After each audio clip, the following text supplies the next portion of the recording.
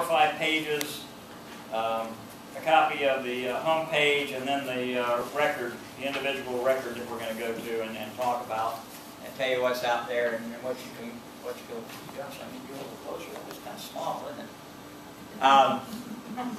Okay, the office website address is ccappraiser.com. You can also get to it, and you may have noticed when Tina was going over the county website, if you look down the left-hand list of departments, property appraiser was there. You can get to the website that way also. And this is our home page, and I want to talk about something that we're kind of excited about right now. This is the newest thing we've got out that's available online, and it's the ability to file for a homestead exemption online. We're not the first state to offer that, but we're one of the first. And so any new resident, anybody moving to a new house, can now, you get 3 options. You can file, come into the office, file in person. You can file by mail, and that information is right there. Filing by mail. You know, we were one of the first counties to offer that. That's been out for several years. Or you can go online. If you don't have a password, all you've got to do is call the office. We'll assign you a unique password that allows you to get into the application and file online.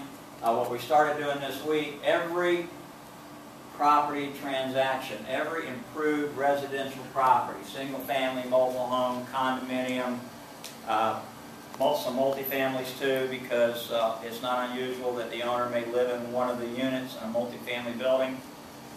We send out verification questionnaires to every purchaser of property in the county, and starting this week in our mailing, we've amended our standard verification questionnaire letter to add some verbiage in there about filing online, and there's already a unique password on that document. So anybody that's a new homeowner that thinks they can qualify can use that password to come in and file online. So we're looking for big things from that. Just go back to the home page, please, Paul. Okay, I already mentioned you can file by mail. Also, we are one of the first counties that allow the filing of tangible personal property tax returns online. And that's been out there several years. You can report suspected homestead fraud. Just something on that. We get a lot of anonymous reports, unfortunately, because you can't get back in touch with the people and tell them exactly what the law is in Florida. But we get a lot of anonymous reports of suspected homestead fraud because a lot of people think that the law requires that you live in Florida for a certain amount of time to qualify for homestead. That's not true. There is no physical presence time requirement to be in Florida to qualify for homestead. But we get several every year. Well, I know this person goes home every summer to their home up in Ohio or whatever, where they came from. They can't possibly qualify. Well, they certainly can if they meet the requirements. Just going up north for the summer doesn't negate your homestead exemption.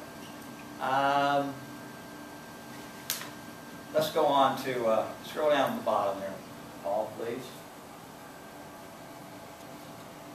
Got a lot of tabs on the home page. A record search, we're going to come back to that and do some show you how you can use the website to do record searches. Oh, I might have to look at one. I can't read some of that from back there. The exemptions, you click on a lot of these tabs and it takes you to explanations, verbiage on the website that is pretty similar to that little brochure that I handed out to everybody. Just go on back, just click back and forth, go back to the home page, please. Same thing with real property, tells you about how we value properties. Another interesting tab out there is, which you can get a lot of useful information from, is the tax roll office statistics here. You click on that, you can get budget information for the office for the last 5 years. That in the last year or two, that's become a state law, requirement of state law. Now, how did you get there, Frank? It's tax roll, office statistics from the home page, right here. You click on that, it takes you to office statistics and the budget information. I was going to say, it's interesting, in the last year or two, the legislature has made it a requirement that you have the budget information out there, but I've had it out there since I became property appraiser. But you can see for each year, there's tax roll information. And you don't need to click on any of those, Paul. But if you want to know how have property values changed overall, countywide from year to year, those documents contain all that information. It's just a lot of information out there. The number of homestead exemptions each year, the number of improved single-family homes, number of single-family homes, number of mobile homes on the tax roll. Okay, go on back to the home page. We've also got information about tangible personal property. Don't need to click on that. That's the business people, rental properties primarily. Contact information, of course. We've got important dates out there, filing deadlines for exemptions, tangible personal property tax returns, when the tax roll, preliminary roll has to be done, things like that. We also got links to other sites. Florida Department of Revenue, Tax Law Library, things like that, City of Punta Gorda, Charlotte County.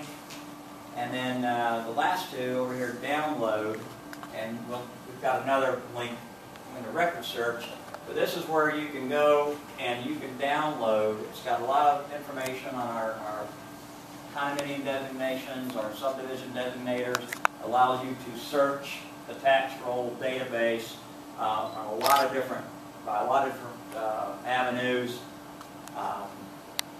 but you can also download the entire database and then base your searches on whatever parameters you want to set up.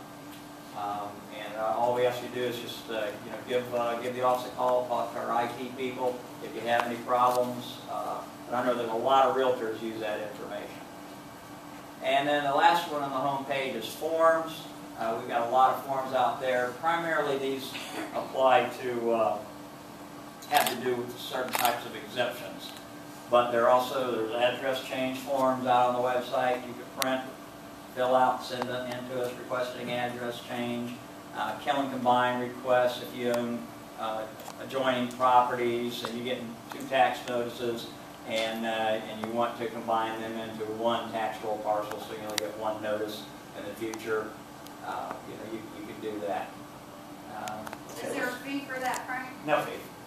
No fee. What's the benefit of that? Well, if you have homestead exemption, you can bring your adjoining properties underneath the Save Our Homes protection. And that could be a benefit, once property values turn around, hopefully soon, for everybody's sake. You can do it that way. Or there's some people, you might own, say you own 10 contiguous lots on the street in Port Charlotte. You get 10 tax notices, 10 trim notices, 10 of everything.